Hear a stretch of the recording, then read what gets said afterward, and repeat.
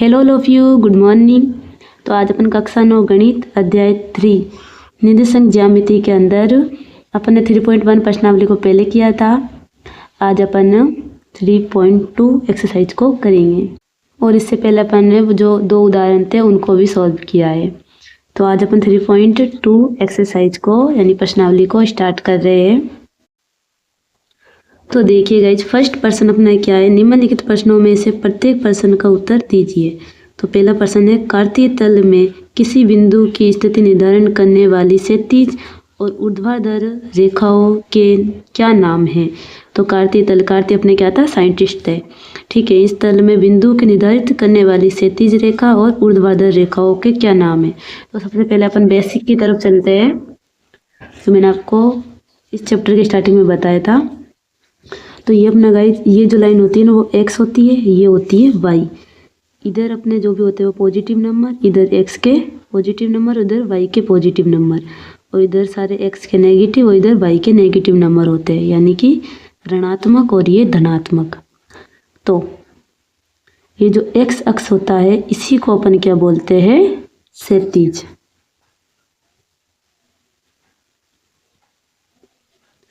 और जो अपना y अक्ष होता है इसको अपन क्या बोलते हैं, ऊर्ध्वाधर।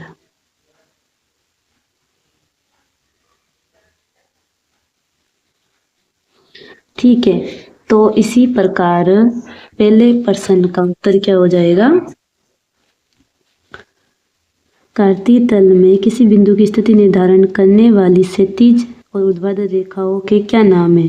तो ये अपने क्या हो जाएगा, x अक्ष और y अक्ष।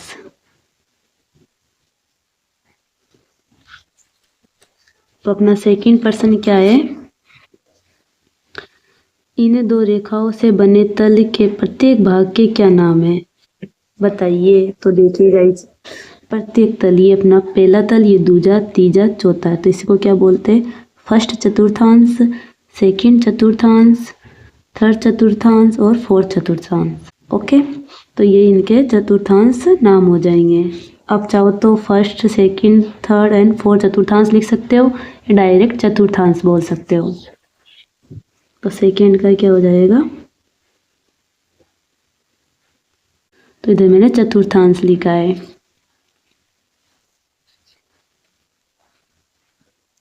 थर्ड में बोला है, उस बिंदु का नाम बताइए जहां ये 2 रेखाएं प्रतिसिद्ध होती है। प्रतिसिद्ध यानी कि मिलती है।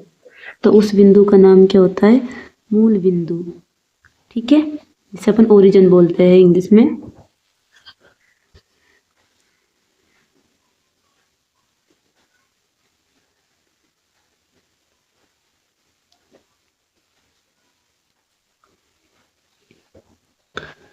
देखो अगला प्रश्न क्या है, सेकंड, आकृति 3.14 देखकर निम्नलिखित को लिखिए।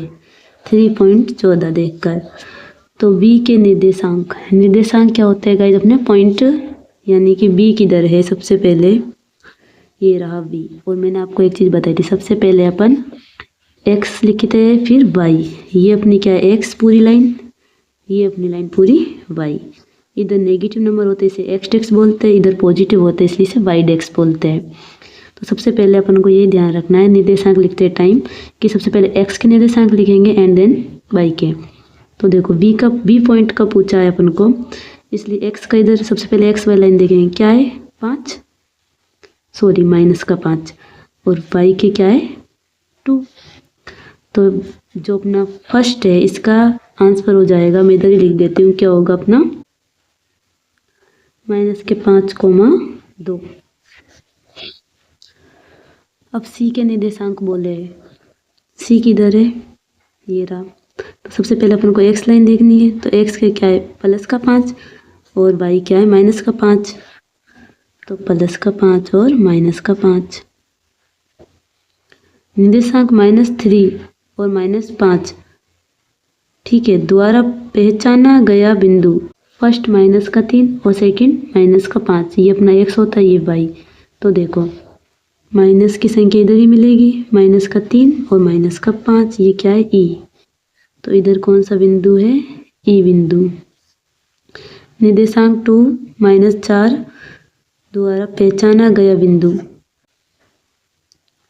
तो प्लस का है 2 और -4, ये कौन सा है? जी।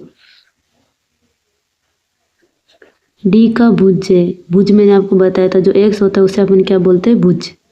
तो डी का जो भुज होगा, इधर देखिए डी किधर है, ये रहा डी। इधर अपन देखेंगे तो निर्देशांक क्या होगा? एक्स क्या है? 6, वाई क्या है? 2। इसने पूछा है डी का भुज, भुज ये अपने एक्स होता है, ठीक है, ये एक्स और ये वाई होता है, इसलिए एक्स अपने क्या है? 6, तो इधर अपने क्या लिखेंगे? 6। बिंदु एच की कोटि, कोटि अपना क्या होता है? वाई, वाई को इसको देखो भुज बोलते हैं, इधर लिख देती हूँ। एक्स को अपन क्या बोलते हैं? भुज। वाई को अपन क्या बोलते हैं? कोटि।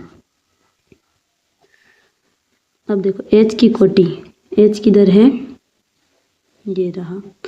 इधर एक्स का मान -5, वाई का मान -3, वाई को कोटि बोलते हैं इसलिए -3 हो जाएगा।